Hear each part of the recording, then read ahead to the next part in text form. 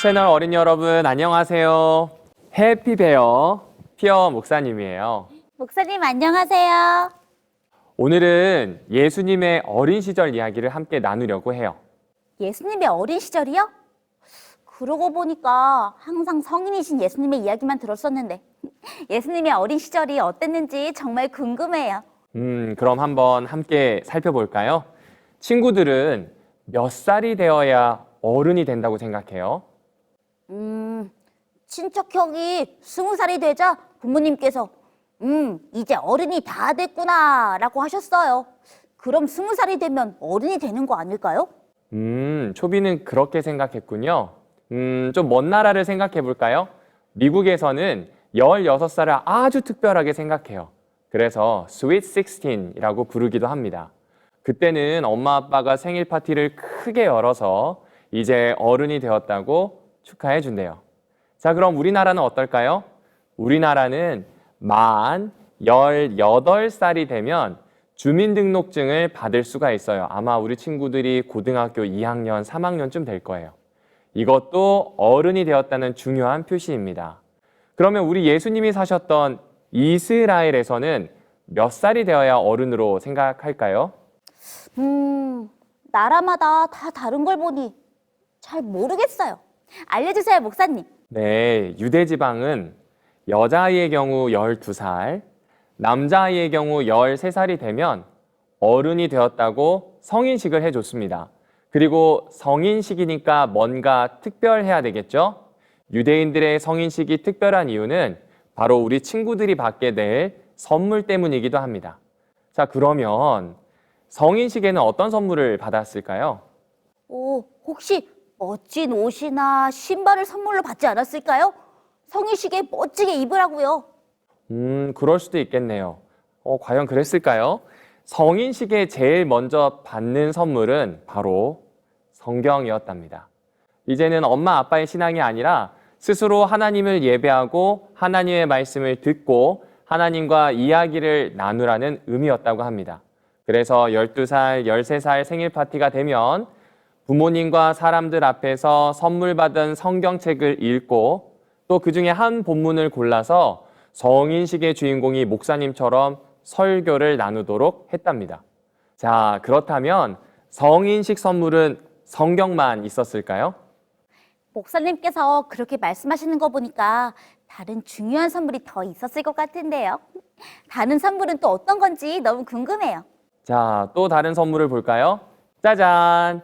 시계입니다. 시계를 선물하는 이유는 우리 친구들이 시간을 아끼고 시간 약속을 잘 지키라는 의미랍니다. 그리고 마지막 한 가지 선물이 남아 있어요. 마지막 선물은 뭘까요? 초비 생각에는요, 성인이 된 걸 축하한다는 축하 편지를 받았을 것 같은데요. 그것도 참 의미 있을 것 같아요. 그런데 마지막 선물은 아마 우리 친구들도 설날이나 추석 때 받아봤을 거예요. 바로 돈 봉투입니다. 돈을 주는 건 어떤 의미였을까요? 이제 성인이 되었으니 가진 돈을 잘 관리하라는 의미 아니었을까요? 소리가 정확하게 맞췄어요.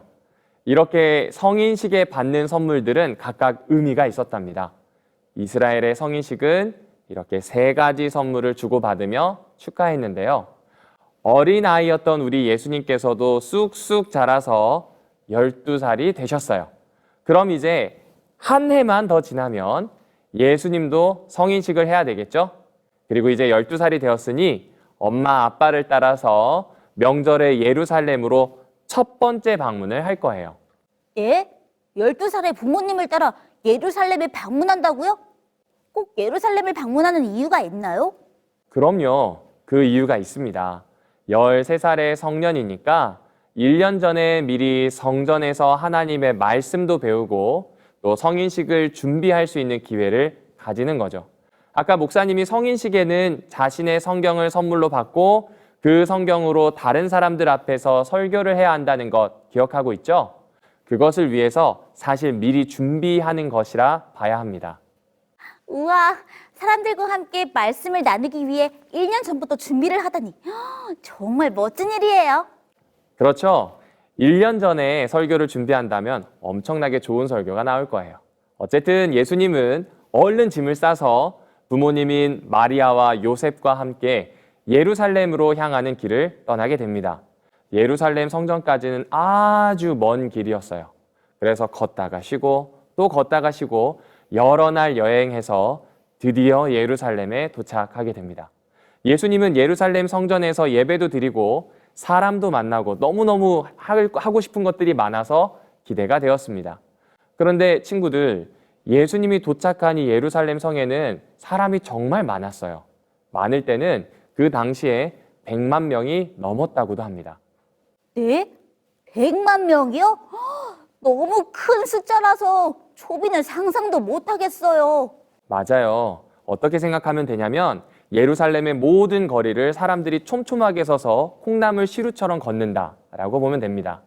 이런 곳에서 부모님을 놓치면 찾기 힘들어지겠죠?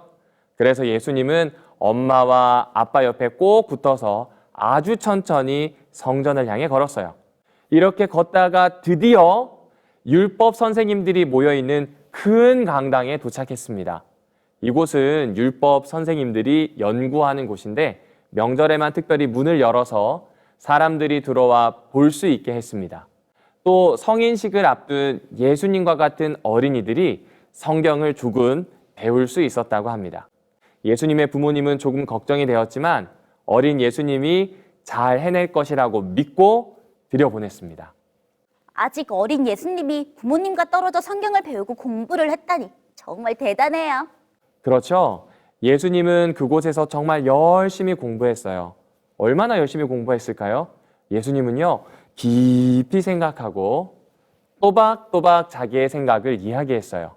선생님은 이 어린 학생의 이야기를 귀담아 들을 만큼 총명한 대답을 했던 것 같아요. 선생님이 이렇게 물어요. 율법의 핵심이 무엇이냐?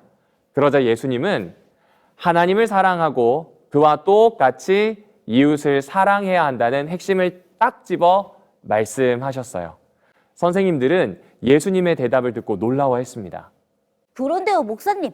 예수님이 공부할 동안 부모님인 요셉과 마리아는 무엇을 하고 있었나요? 요셉과 마리아는 오랜만에 방문한 만큼 친구들, 친척, 또 고마움을 전해야 할 지인들을 만나느라 분주했어요. 그렇게 바쁜 시간을 보내다 보니 마침내 명절의 끝자락이 되었습니다.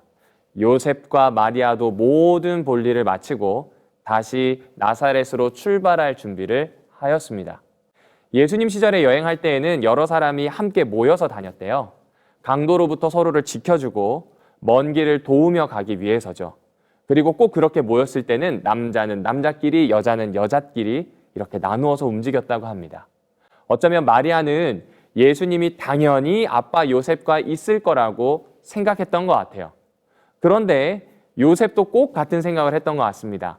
아직 성년이 아닌 어린아이는 여자 그룹에 있어야 하니 예수님이 엄마와 오는 것이 당연하다고 생각한 것 같아요. 그렇게 예루살렘을 떠나서 하염없이 걸었습니다. 이야기꽃이 피었고 각자 좋은 시간을 보냈죠.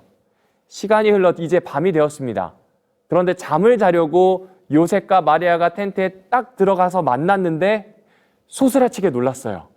바로 어린 예수님이 없었기 때문이에요. 진짜 큰일 났습니다. 두 부모는 예수님을 찾아서 그 밤에 다시 길을 나섰습니다. 같이 온 일행들에게 물어보고요. 여기저기 찾아보았습니다. 별 수 없이 위험한 밤길을 둘이서 헤매며 다시 예루살렘까지 올라가기 시작했습니다. 어떡해요. 아직 어린 예수님이 혼자 성들에 남아있다고 생각하면 요셉과 마리아의 마음이 타들어갔을 것 같아요.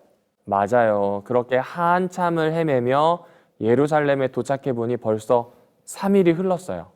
3일째 아침 드디어 예루살렘 성전에 도착한 이 두 부모는 성전 여기저기를 샅샅이 뒤지기 시작했습니다. 그리고 3일 전 마지막으로 예수님과 헤어졌던 큰 강당 앞에 들어서자 아, 여기서 헤어졌지? 라는 기억이 떠올랐어요. 그리고 그 강당 안으로 들어가려고 하네요. 자, 이곳에 예수님이 있었을까요? 네, 초비 생각엔 어린 예수님이 아직 있었을 것 같아요. 맞아요. 이렇게 다시 모인 세 사람은 한참을 울었을 겁니다. 엄마가 미안해, 아빠가 미안해 하면서 말이죠. 예수님은 거기 그 장소에 있었습니다. 예수님은 오히려 자기를 두고 걱정하는 엄마 아빠에게 걱정하실 필요가 하나도 없었다고 위로했어요. 미안해하는 요셉과 마리아에게 예수님은 무슨 말을 했을까요? 함께 생각해 볼까요? 예수님을 잃어버리고 다시 만난 요셉과 마리아. 미안해하는 요셉과 마리아에게 예수님께서는 뭐라고 말씀하셨을까요? 힌트, 누가복음 2장 49절을 읽어보세요.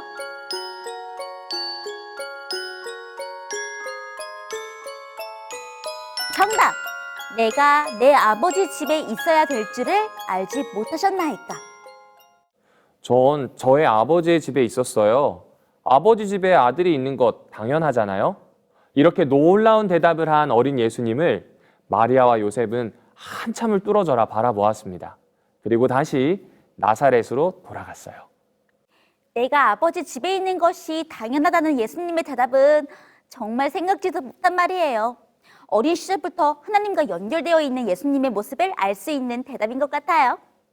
사랑하는 호프 채널 어린이 친구들, 마리아와 요셉은 예수님이 당연히 옆에 있을 줄 알았어요.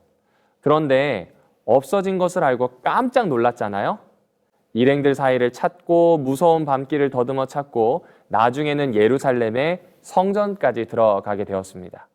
결국 예수님을 어디서 찾았을까요? 하나님의 성전에서요. 맞아요. 하나님을 예배하는 성전에서 찾았어요. 혹시 우리 친구들은 예수님과 함께 잘 지내고 있나요? 예수님은 이렇게 말씀하셨어요. 나는 임마누엘이야. 임마누엘의 뜻은 내가 항상 우리 친구들과 함께 할 거야 라는 뜻입니다. 우리는 예수님과 늘 함께 있고 싶잖아요. 그런데 종종 요셉과 마리아처럼 예수님을 깜빡 잊고 살 때가 있습니다. 그러면 예수님을 어디에서 찾아야 할까요? 오늘의 말씀을 미루어 생각해보면 성전, 바로 하나님을 예배하는 곳에서 예수님을 다시 만날 수 있을 것 같아요. 오, 역시 소리 예리한데요? 우리가 예수님을 잊고 지냈다면 예배하는 그 시간과 그 장소에서 예수님을 다시 만날 수 있습니다.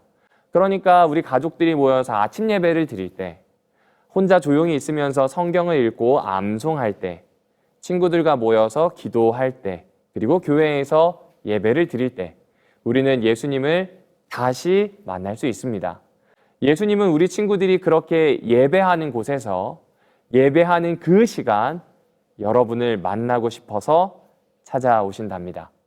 예배하는 자리에서 예수님을 만나고 항상 예수님과 동행하는 친구들이 되기를 바라며 오늘의 말씀을 마치겠습니다. 자, 그럼 안녕. 자비하신 하나님, 자비하신 하나님, 예수님과 항상 동행하도록 예수님과 항상 동행하도록 인도해 주세요. 인도해 주세요. 언제나 어디서나 언제나 어디서나 그리스도인으로 그리스도인으로 살아내게 해 주세요. 살아내게 해주세요. 예수님 이름으로 기도합니다. 예수님 이름으로 기도합니다. 아멘. 그건 나